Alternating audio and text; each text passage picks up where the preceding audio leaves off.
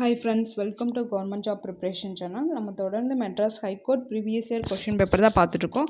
நீங்கள் மெட்ராஸ் ஹைகோர்ட் எக்ஸாமுக்கு ப்ரிப்பேர் பண்ணுறவங்களா இருந்தீங்கன்னா நம்ம சேனலை மறக்காமல் ஃபாலோ பண்ணுங்கள். இது நீங்கள் எக்ஸாம் கிளியர் பண்ணுறதுக்கு ரொம்பவே யூஸ்ஃபுல்லாக இருக்கும். வாங்க நம்ம வீடியோக்குலாம் போகலாம். ஃபர்ஸ்ட் கொஸ்டின், ஒலிம்பிக் கொடியில் எத்தனை வளையங்கள் உள்ளனன்னு கேட்டிருக்காங்க. ஒலிம்பிக் கொடியில் மொத்தம் எத்தனை வளையங்கள் இருக்குன்னா இதுக்கு ஆன்சர் என்னன்னு பார்த்தீங்கன்னா ஆப்ஷன் ஏ 5 வளையங்கள். இதுதான் ஒலிம்பிக் கொடி. பாருங்கள் எத்தனை வளையங்கள் இருக்குது, மொத்தம் 5 வளையங்கள் இருக்குது. அதே போல் இந்த கலர்ஸ் எல்லாம் என்னென்னு பார்த்துக்கோங்க. ப்ளூ கலர் இருக்குது, black, red, yellow, green. So Olympic கொடியில் மொத்தம் எத்தனை வளையங்கள் இருக்குது? 5 வளையங்கள்.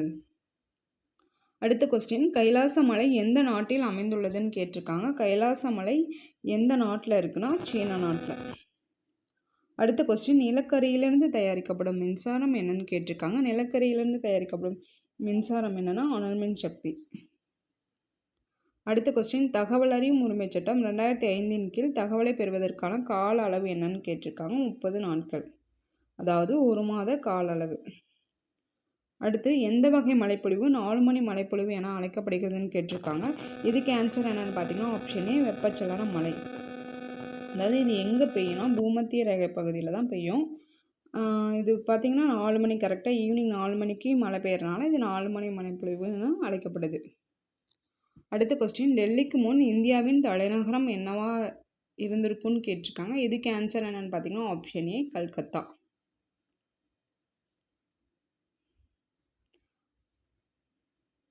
அடுத்த கொஸ்டின், பின்வரும் வெளிப்பாடுகளில் எது பூஜ்ஜியமாக இல்லைன்னு கேட்டிருக்காங்க. அதாவது ஒரு நம்பரை 0 ஆப்ஷன் ஏ பாருங்கள், 0வால் 0 பெருக்கியிருக்காங்க. 0வால் 0 பெருக்குனா 0 தான் வரும். அடுத்து பாருங்கள்,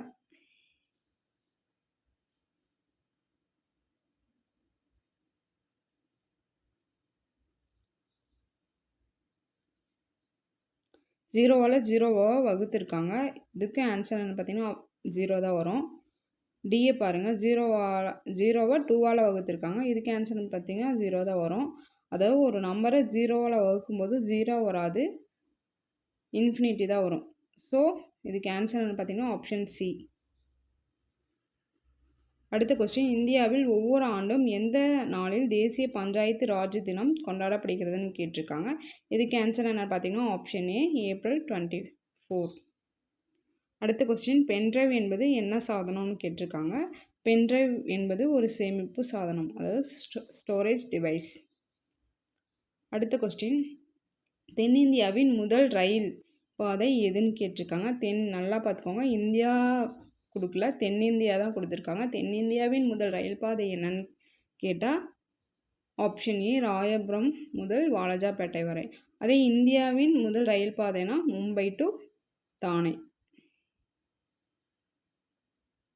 அடுத்த கொஸ்டின், மாநில நிர்வாகத்தின் தலைவர் யாருன்னு கேட்டிருக்காங்க.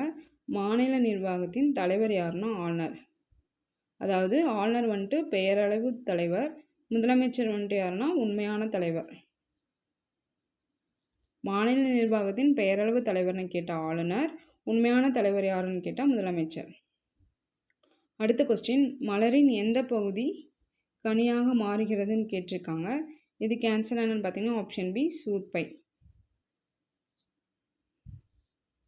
அடுத்த கொஸ்டின், மின்னோட்டத்தின் அளவிட பயன்படுத்தும் கருவி என்னன்னு கேட்டிருக்காங்க. இதுக்கு ஆன்சர் என்னன்னு பார்த்தீங்கன்னா ஆப்ஷன் பி அம்மீட்டர். அடுத்த கொஸ்டின், தமிழ்நாட்டில் உள்ள நெய்வேலியிலிருந்து டேஸ் அதிகமாக கிடைக்குதுன்னா பழுப்பு நிலக்கரி தான் கிடைக்குது. அடுத்த கொஸ்டின், பித்த நீர் எந்நிறத்தை உடையதுன்னு கேட்டிருக்காங்க. நல்லாவே தெரியும், பித்த நீர் வந்து பச்சை நிறத்தை உடையது. டேஸ் வயதிற்குட்பட்டவர்கள் குழந்தை தொழிலாளர்கள் என அழைக்கப்படுகிறார்கள்னா இதுக்கு ஆன்சர் என்னன்னு பார்த்தீங்கன்னா ஆப்ஷன் சி 14 வயதுக்குட்பட்டவர்கள். அடுத்த கொஸ்டின், இந்தியாவின் மிக உயர்ந்த இலக்கிய விருது என்னன்னா ஞானபீட விருது தான். அடுத்த கொஸ்டின், இந்தியா முதல் அணுகுண்டு சோதனை நடத்திய இடம் பொக்ரான் தான். எப்போன்னு பார்த்தோன்னா 1974. அடுத்த கொஸ்டின், பின்வருவனவற்றில் குழந்தை உதவி எண் என்னன்னு கேட்டிருக்காங்க. குழந்தை உதவி எண் வந்து 1098. அடுத்த கொஸ்டின், ஹெச்ஐவியின் விரிவாக்கம் என்னன்னு கேட்டிருக்காங்க. இதுக்கு ஆன்சர் என்னன்னு பார்த்தீங்கன்னா ஆப்ஷன் டி, அதாவது மனித தடைக்காப்பு குறைபாடு வைரஸ். அதே இங்கிலீஷில் சொன்னோன்னா ஹியூமன் இம்யூனோ டெஃபிஷியன்சி வைரஸ்.